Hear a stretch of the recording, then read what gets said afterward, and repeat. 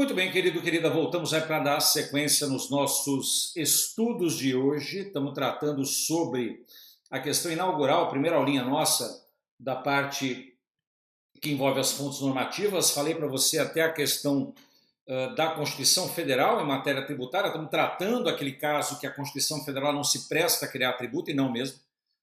A Constituição ela estabelece um rol de tributos, então isso a gente está vendo. E antes do intervalo, eu passei para você a questão que envolve aí o ITBI. Veja que relevante essa situação para você não errar, né? Se você pega tão somente o ITBI na sua acepção inaugural, normalmente você erra toda a dinâmica que existe para esse tributo. E aí o último imposto ordinário, né, do município, além do ITBI, é o imposto sobre serviços, de qualquer natureza. Pode aparecer para vocês tanto ISS quanto ISSQN. Tanto de um lado quanto de outro, a questão é válida e incidente. Tudo bem?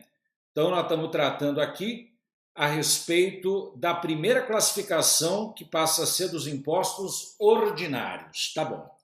Além dos impostos ordinários, nós temos também os chamados impostos extraordinários. E extraordinariamente podem ser criados dois impostos. Primeiramente, os chamados impostos residuais, que são outros impostos não previstos na Constituição Federal. Isso está no artigo 154, no inciso 1º, assim como o imposto extraordinário de guerra, que é o IEG, nos termos do artigo 154, no inciso 2 da Constituição Federal. Então, nós temos dois tipos de impostos extraordinários: o imposto residual e o imposto extraordinário de guerra.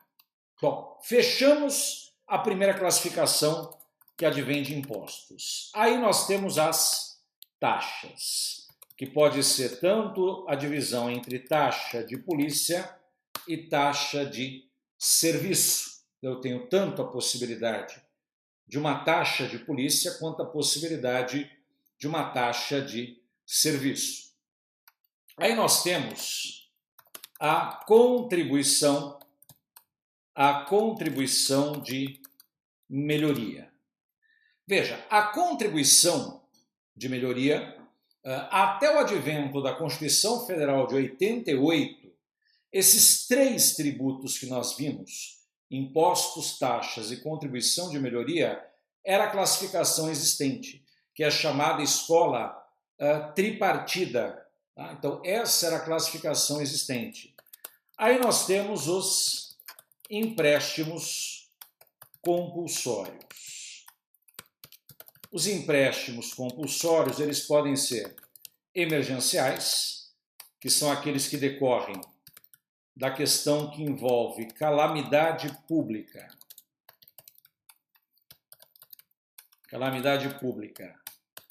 Guerra externa ou sua iminência.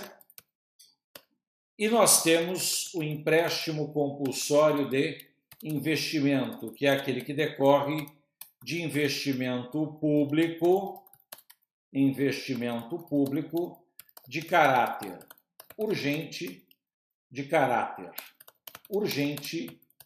e relevante interesse nacional. Investimento público de caráter urgente e relevante interesse nacional. Então, são dois tipos de empréstimo compulsório. E a última espécie tributária são as chamadas, denominadas contribuições especiais.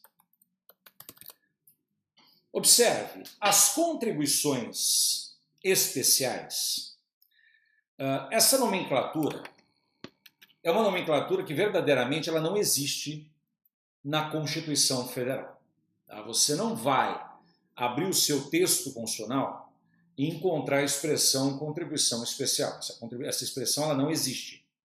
Essa expressão advém de uma doutrina, né, foi encarada e foi assimilada pela jurisprudência, mas esta expressão ela vai funcionar como uma espécie de gênero de demais contribuições. Porque observe, até o advento da Constituição Federal de 88, não existia, até o advento da Constituição Federal de 88, não existia outras contribuições a não ser uma única, que é a contribuição de melhoria. Aí depois entra a Constituição de 88, insere uma cerne, uma quantidade enorme de espécies tributárias. E a partir daí entra-se então a questão das contribuições especiais. Muito bem. Primeiro, a contribuição especial é um gênero, então você tem que saber as espécies de contribuições especiais existentes. Então, primeiro nós temos a contribuição sobre intervenção no domínio econômico. Normalmente, você vai conhecer essa contribuição com a sua nomenclatura de abreviação, CID. Então, a CID é uma espécie de contribuição especial. Assim como nós teremos também a contribuição de interesse das categorias profissionais e econômicas. Elas são chamadas também de contribuições corporativas. Então, observe, são dois tipos de contribuições. Uma que envolve categoria profissional e outra que envolve categoria econômica. Você veja que está no plural. São contribuições aqui. Ó. Eu até coloquei errado, coloquei no singular. Então, coloquei contribuições de interesse das categorias profissionais e econômicas.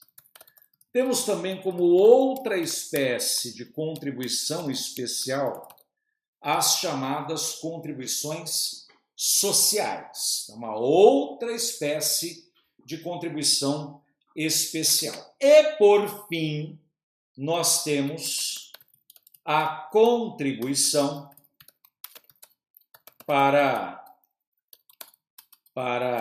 o custeio do serviço de iluminação pública, que você sabe que é a COSIP. Então, observe, eu não entrei, friso, em cada uma das espécies, não é momento agora na aula. O momento é você saber quais são as espécies de tributos existentes. E a Constituição Federal, conforme você viu, ela não se presta a criar nenhum tributo. Ora, se a Constituição não se presta a criar nenhum tributo, então qual é o papel exercente pela Constituição? Você vai colocar o item A nominado, não esse A que está no meio das contribuições. O outro A, o item do ponto 1. Aliás, coloca assim, 1.1 para não confundir. Então, qual é que é o papel da Constituição Federal? O primeiro papel é fazer a determinação da competência tributária. Veja que a competência tributária ela é exaurida na Constituição Federal. E competência tributária trata-se do poder conferido pela Constituição Federal para instituição, modificação e extinção dos tributos. Quais tributos? Estes que vocês estão vendo. Então, nesse ponto, a competência engloba criar, a competência engloba modificar. A competência engloba extinguir tributos. Criar, modificar e extinguir tributos. E essa competência só poderá ser exercida por entes federativos, ou seja, pessoas jurídicas de direito público interno dotadas de competência legislativa plena. Então veja isso. Somente ente federativo pode exercer a competência. E não só isso, né? Cuidado com a expressão pessoa jurídica de direito público interno. Normalmente, cai na prova, né, perguntando, olha, toda pessoa jurídica de direito público interno pode exercer competência tributária? A pessoa fala, claro, é pessoa jurídica de direito público interno. Não, está errado. Por que está errado? Porque nós temos pessoas jurídicas de direito público interno que não são dotadas de competência, como o caso de autarquias e fundações públicas. Por este motivo, guarde isso. A competência tributária é exercida por ente federativo, ponto. Não pode ser exercida por toda e qualquer pessoa jurídica de direito público interno. Se você colocar isso, você vai errar na prova. E a gente não quer que você erre. Tudo bem? Então faça desta maneira. Muito bem. Esse é o primeiro papel que a Constituição Federal faz. Agora é óbvio, você sabe que esse poder é um poder muito grande. Por esse motivo, a Constituição ela também impõe limitações ao poder de tributar. Então a Constituição ela insere limitações ao exercício da competência tributária. Então não pode simplesmente chegar e falar, não, mas veja, competência pode ser exercida. Não, não é assim não, filho. Competência ela tem que ser exercida, nesse caso, com limites. E nós temos limitações que são tanto limitações implícitas, que advêm de um fruto de uma hermenêutica constitucional, como eu posso ter limitações explícitas, que advêm, né, de uma expressa previsão constitucional. Independentemente do tipo de limitação, o Supremo Tribunal Federal, quando do julgamento da ação direta de inconstitucionalidade 939, decidiu que essas limitações elas são direitos fundamentais do contribuinte. As limitações elas são direitos fundamentais do contribuinte. Inclusive, entende-se que as limitações integram o rol de cláusulas pétreas. As limitações elas são consideradas como cláusulas pétreas. Então, por este motivo, tais limitações elas acabam sendo extremamente importantes, fundamentais, e nos concursos públicos elas detonam. Agora veja um dado relevante. Um outro papel que a Constituição Federal exerce é o de repartição de receitas tributárias. E aqui eu te chamo a atenção para alguns dados. Primeiramente, nós sabemos que o Brasil adota um sistema federativo, certo? Tá. O que é uma federação? Federação é uma união indissolúvel de Estados-membros para a formação do Estado federal.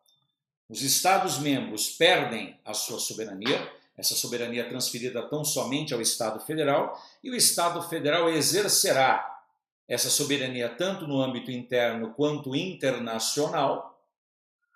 No entanto, os estados mantêm sua autonomia. E até se fala dentro da doutrina que o Brasil adota um modelo de federação imprópria, porque nós não apenas pegamos e analisamos os próprios estados com autonomia, mas da mesma forma os municípios têm autonomia. E escapa ao conceito originário de federação, municípios tendo autonomia. Isso não existe. Tá, independentemente disso, quando a gente fala o seguinte, olha, os entes federativos são dotados de autonomia, essas autonomias elas podem se dar em 3 esferas. Primeiro, uma autonomia política, uma autonomia administrativa e uma autonomia financeira. No que diz respeito à autonomia política, você concorda que os estados, os municípios, os entes, têm a possibilidade de eleger os seus próprios governantes. Então isso, desculpem, é uma autonomia política. Uma autonomia administrativa, você concorda que os entes eles têm uma capacidade de organização interna e administração interna dentro daquilo que se chama pela doutrina de uma desconcentração administrativa. E existe uma autonomia financeira. A autonomia financeira é a capacidade que os entes têm de obter suas próprias receitas fazendo frente aos seus próprios gastos públicos. Agora, observe um detalhe relevante. De todos os entes federativos, União, Estado, Distrito Federal e municípios, qual é o ente federativo que presta diretamente a maior gama de serviço aos contribuintes, aos cidadãos? Veja, de certa forma, eu posso dizer que são os municípios, certo? Excepcionalmente Estado. Quem mais arrecada dinheiro?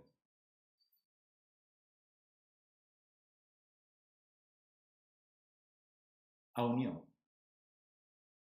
Então eu te pergunto o seguinte: se a União arrecada mais dinheiro que os entes que prestam serviços, mais serviços, não existe aqui um desequilíbrio orçamentário?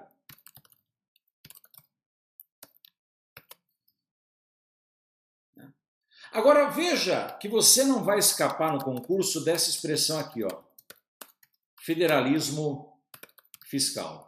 O que é o federalismo fiscal? Quando um ente político possui sua autonomia financeira mediante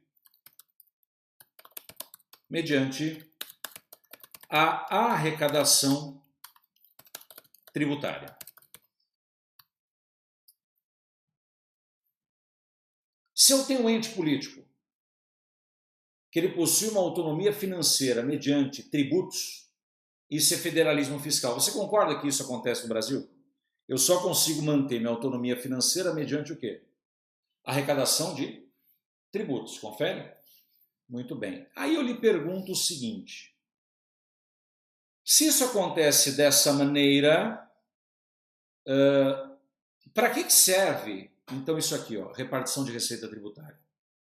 Qual é a finalidade da repartição de receita tributária? Então, coloca aqui, ó, finalidade da repartição de receitas tributárias. Qual é a finalidade? É a manutenção do equilíbrio do federalismo fiscal. Evitar que o ente federativo tenha um desequilíbrio orçamentário a ponto de não fazer frente aos seus próprios gastos públicos, que é o que acontece no país. que é o que acontece no Brasil. Então, nesse ponto, o que é que eu te aconselho fazer? Ora, primeira coisa que você deve memorizar é, dentro daqui, tá? Da questão da repartição de receita tributária. A primeira coisa que você deve memorizar é quais são os tributos que admitem repartição. Isso já te ajuda um caminhão de coisa. Então você vai colocar assim, bom, os tributos que admitem repartição são determinados impostos e a CID combustíveis. Então, ponto relevantíssimo. Não são todos os impostos e não são todas as CIDs. Caio, como assim todas as CIDs? Sério mesmo que você só achou na sua vida que você tinha CID combustível? Nós temos umas 20 contribuições interventivas.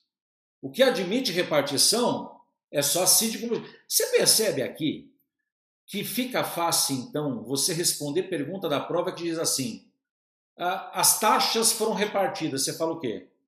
Não, taxa não admite repartição. Ah, mas eles estão repartindo contribuição de melhoria. Você fala impossível. Ah, por que impossível? Porque pela Constituição Federal não se reparte contribuição de melhoria. Eu só posso repartir estes. Agora eu coloco para vocês. Não são todos os impostos, são determinados impostos. Então isso significa que nós temos impostos que não sofrem repartição de receitas. E uma coisa relevante, olha só, como é que funciona entre eles a repartição de receita? Nunca mais esqueça disso, que eu vou te passar. Antes de você anotar isso aqui, tá? Nunca mais esqueça disso. Sempre a repartição de receita vai do ente que tem maior poderio econômico daquele que tem o menor poderio econômico. Então veja, parte do que a União arrecada, ela repassa para o Estado, para o Distrito Federal e para o município. Parte do que os estados arrecadam, eles repassam para os municípios. O inverso jamais acontece. Então, verdadeiramente, quem reparte receita é a União e são estados. Distrito Federal e municípios não partilham de suas receitas.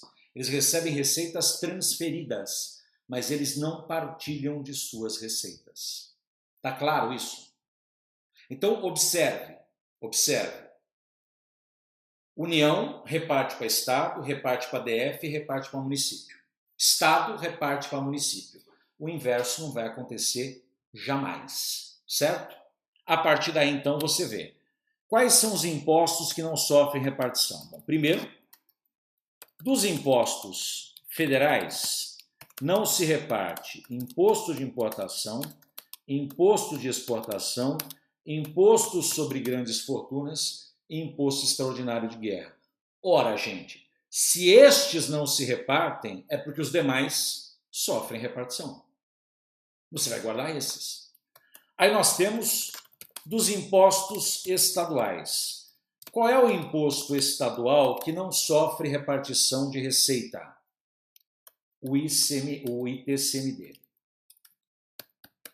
Ou seja, se o ITCMD é o único imposto que não sofre repartição de receita, os demais são repartidos. Então se reparte ICMS e se reparte IPVA. E aí você mesmo me responde. Quais são os impostos municipais que não se repartem? Todos. O município não reparte receita. Então não se reparte IPTU, não se reparte ITBI, não se reparte ISS. Está claro isso? Clarinho? Então veja, a função que a Constituição Federal exerce em matéria tributária é uma função que vai desde definir a competência, limitar o exercício de competência e tratar das repartições de receitas tributárias. Maravilha? Muito bem. Lindos, chegamos ao final do nosso segundo bloco. Vamos para o nosso breve intervalinho, a gente já volta.